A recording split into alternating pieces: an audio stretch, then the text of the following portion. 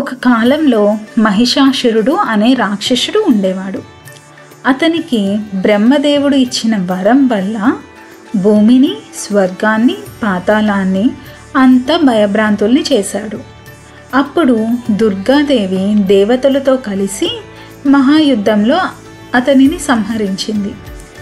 మహిషాసురుని చెల్లెలు మహిషికి ఈ విషయం తెలిసి కోపంతో ఊగిపోయింది.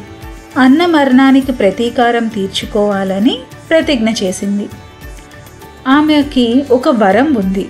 విష్ణువు మరియు శివుడుకి కలిసి పుట్టిన శిశువే ఆమెను సంహరించగలడని, ఈ వరం వల్ల ఆమెను ఎవరూ ఎదిరించలేరని, ఆమెను జయించలేరని భావించి దుష్టకార్యాలు ప్రారంభించింది. దేవతలు ఆమె పాపకార్యాలను అడ్డుకోవాలని నిర్ణయించి ఆ సమయంలో విష్ణువు మోహిని రూపంలో అవతరించాడు.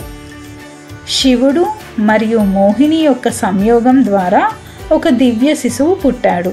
మహిషిని సంహరించబోయే శిశువే ఆ అయ్యప్ప స్వామి.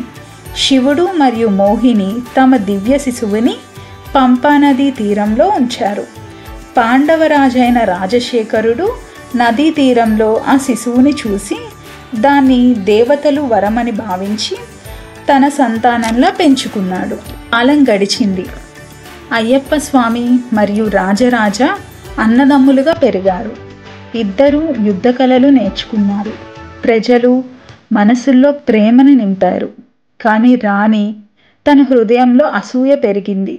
అయ్యప్ప రాజ్యానికి రాజవుతాడని, తన కొడుకు కాలేడని భయపడింది. అప్పుడే ఆమె ఒక కుట్ర పన్నింది. రాణికి తలనొప్పి వస్తుందని నాటకం ఆడింది. వైద్యుడితో చెప్పించింది పులిపాలే ఈ వ్యాధిని నయం చేస్తుందని. అయితే వెంటనే అయ్యప్ప ధైర్యంగా ముందుకు వచ్చి నేనే ఆ పాలు తెస్తానని అన్నాడు. పులి కోసం వెళ్తూ అజూతా నది తీరంలో మహిషిని ఎదుర్కొన్నాడు.